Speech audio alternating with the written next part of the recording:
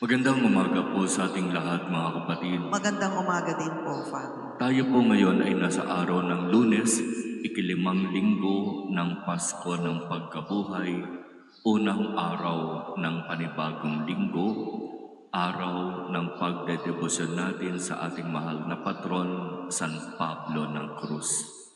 At sa ating pagninilay, magandang balikan ang narinig natin mula sa unang pagbasa mula sa mga gawa ng mga apostol. Ito ay kwento tungkol sa naging karanasan ng dalawa sa mga alagad. At dito sa karanasan na ito, ikinuwento sa atin kung papaanong sila ay halos muntik ng patayin doon sa kanilang pinaggawan ng gawain para kay Jesus. Sa halip na harapin ang init ng dugo, ang init ng ulo ng mga tao, sabi ng unang pagbasa, sila'y tumakas patungo sa Listra at Derbe at doon nangaral. Itong lugar na ito ay pagano. Hindi pa halos nakakapakinig tungkol sa mabuting balita.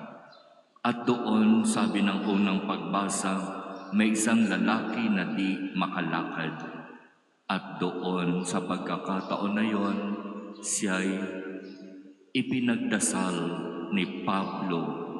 At sa pangalan ni Jesus, sinabi ni Pablo na itong lalaking ito na hindi makalakad ay lumakad.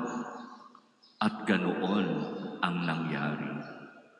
At sobrang bumilib ang mga tao sa kanya. Kaya sinabi nitong mga tao na ito, bumaba sa atin ang mga Diyos sa anyo ng tao. Kinilala nilang Diyos si Pablo at si Bernabe. At talagang nagpuri sila sa Diyos at talagang itataas nila itong si Bernabe at Pablo at kikilalanin at gagawing Diyos. Pero malinaw kina Pablo at Bernabe kung sino sila sa harap ng tunay na Diyos. Kaya sabi ng unang pagbasa, winasak nila ang kanilang damit at sinabi sa mga tao doon, hindi kami Diyos katulad ng inyong inaakala. Mga tao rin kaming katulad ninyo. Sa puntong ito, magandang pagnilayan at balikan ang ating buhay. Buhay bilang mga sumusunod at naglilingkod sa Diyos.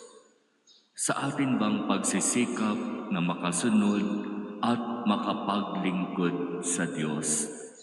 Tunay nga ba na ang totoong Diyos ang ating kinikilala at sinasamba? Talaga bang ang ating pananampalataya ay nakaugat sa tunay na pananampalatayang itinatag ni Jesus? Bakit? Kasi may mga pagkakataon na ang mga ginagawa natin ay ginagawa natin hindi dahil sa kumikilala tayo sa tunay na Diyos, kundi dahil may inaasahan tayo at may nasusunod na mga gusto nating mangyari doon sa sinasabi nating Diyos. Siguro mas magandang intindihin sa ganitong pagpapaliwanag. May mga kapatid tayo na sinasabing kasama natin sa pananampalataya, pero ang kanilang ginagawa ibang-iba sa tunay na sumasampalataya sa tunay na Diyos. Hindi nila tinatanggap ang anumang mga gawain, ang anumang mga desisyon ng simbahan. Para sa kanila, mali ang desisyon ng simbahan, sila ang tama. At dahil sila ang tama, sila ang dapat sundin at pakinggan. Napakahirap mga kapatid kapag ang ating pananampalataya ay hindi nakaugat sa tunay na pananampalatayang itinuturo ng simbahan, na maging ang simbahan ay ating tinutuligsa.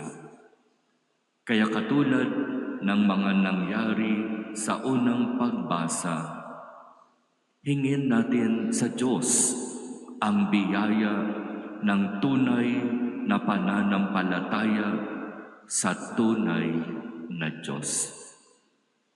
Huwag tayong maligaw ng anumang maling gawain, ng anumang maling paniniwala, ng anumang maling pagsamba sa Diyos. Kaya nga mayroon tayong simbahan, mayroon tayong Santo Papa, Kardinal, Obispo, mga pari, para tulungan tayo at akayin tayo sa tamang pananampalataya. Ipanalangin natin ang mga kapatid nating medyo nalilihis ng pag-unawa, nalilihis ng pananampalataya at tumutuligsa sa kung ano ang gawain at desisyon ng simbahan.